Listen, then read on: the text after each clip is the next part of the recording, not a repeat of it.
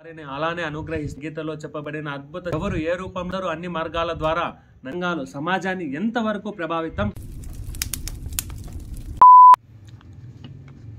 అందరికీ నమస్కారం. నా పేరు కుమార్. ఈరోజు ప్రత్యేకత ఏమంటే సెప్టెంబర్ 11 అనగానే మనకి గుర్తొచ్చేది విశ్వమత మహాసభలు, స్వామి వివేకానంద గారి ప్రసంగాలు. విశ్వమత మహాసభలో స్వాగతోపన్యాసానికి సమాధానంగా స్వామి వివేకానంద చేసిన ప్రసంగం. ఆయన సభను ఉద్దేశించి అమెరికా సోదరిమణులారా అన్న పలుకులు సభలోనున్న వారి హృదయాలను కదిలించి వేశాయి. 2 నిమిషాల పాటు కరతాళ ధ్వనులు మ్రోగాయి.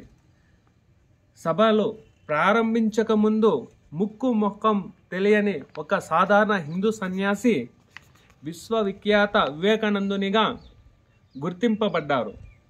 మహాసభను ఉద్దేశించి స్వామీజీ 6 ప్రసంగాలు, ఉపన్యాసాలు ఇచ్చారు. హిందూ మత మూల సూత్రాలు, విశ్వజనీనమైన సర్వజీవుల ఎందలి దివ్యత్వం, సర్వజీవ ఏకత్వం, సర్వమత సామరస్యాలను గురించి స్వామీజీ విషాదపరిచారు. స్వామీజీ వసగిన ఈ ప్రసంగాలు సమాజాన్ని ఎంతవరకు ప్రభావితం చేశాయి అన్నది ఈరోజు యువత గుర్తించాల్సిన అవసరం ఉంది. ఇప్పుడున్న సమాజంలో ఏవైనా మహాసభలు ప్రారంభించినప్పుడు యువతీ యువకులను వెళ్ళి సభలో ప్రసంగించమని ఎవరైనా పెద్దలు కోరినప్పుడు యువతీ యువకులు వెనకడుగు వేసే అవకాశం ఉన్న ఈ రోజుల్లో యువతీ యువకులను కోరినప్పుడు ఏదైనా మంచి ప్రసంగం చెప్పమన్నా చెప్పలేకున్న ఈ యువతకు స్వామి వివేకానంద ఎంతో స్ఫూర్తి. మీరు ఆయనను స్ఫూర్తిగా తీసుకొని ఎప్పుడైనా ప్రసంగించాలనుకున్నప్పుడు చికాగో ఉపన్యాసాలను చదివి ఆ స్ఫూర్తిని విమర్చుకోవాల్సిందిగా కోరుచున్నాను. Please subscribe my channel. Like కొట్టండి, కామెంట్ పెట్టండి, వీలైతే షేర్ చేయండి. ప్రపంచంలోని అత్యంత పురాతనమైన ఋషి సాంప్రదాయం పేరుతో మీకు మా అభివందనాలు. అన్ని మతాలకు, అన్ని ధర్మాలకు తల్లి అనదగ్గ సనాతన ధర్మం పేరా మీకు నా అభివందనాలు. నానా జాతులతో, నానా సాంప్రదాయాలతో కూడిన కోట్లాది భారతీయుల పేరా మీకు నా అభివందనాలు.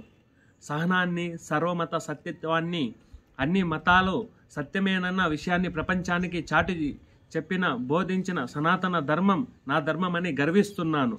సర్వమత సహనాన్నే కాకుండా అన్ని మతాలు సత్యమైనవే అని మేం నమ్ముతాం. అన్ని మతాల నుండి, అన్ని దేశాల నుండి బాధితులై, శరణాగతులై వచ్చిన వారికి ఆశ్రయం ఇచ్చిన దేశం నా దేశమని గర్విస్తున్నాను. రోమనుల దౌర్జన్యానికి గురై తమ దేవాలయ ముక్కలైన ఏటనే దక్షిణ భారతదేశానికి వచ్చిన, శరణు పొందిన యూదులను మా కౌగిట చేర్చుకున్నామని చెప్పడానికి గర్విస్తున్నాం. వివిధ దేశాలలో పుట్టిన నదులు సముద్రంలో చేరినట్లే వివిధ ఆరాధనా మార్గాలు అవక్రలుగా కనబడిన సర్వేశ్వర నిన్నే చేరుకుంటున్నాయి. ఎవరు ఏ రూపంలో నన్ను గ్రహిస్తారో నేను వారిని అలానే అనుగ్రహిస్తాను. అందరూ అన్ని మార్గాల ద్వారా నన్నే పొందుతున్నారు అని గీతలో చెప్పబడిన అద్భుత సిద్ధాంతాన్ని ప్రపంచంలో ఇంతవరకు జరిగిన మహోత్కృష్ట సమావేశాల్లో ఒక్కటైన ఈ మత మహాసభ సమర్థిస్తూ ముక్త కంఠంతో లోకానికి చాటుతుందని చెప్పవచ్చును. సర్వే జన సుఖినో భవంతు.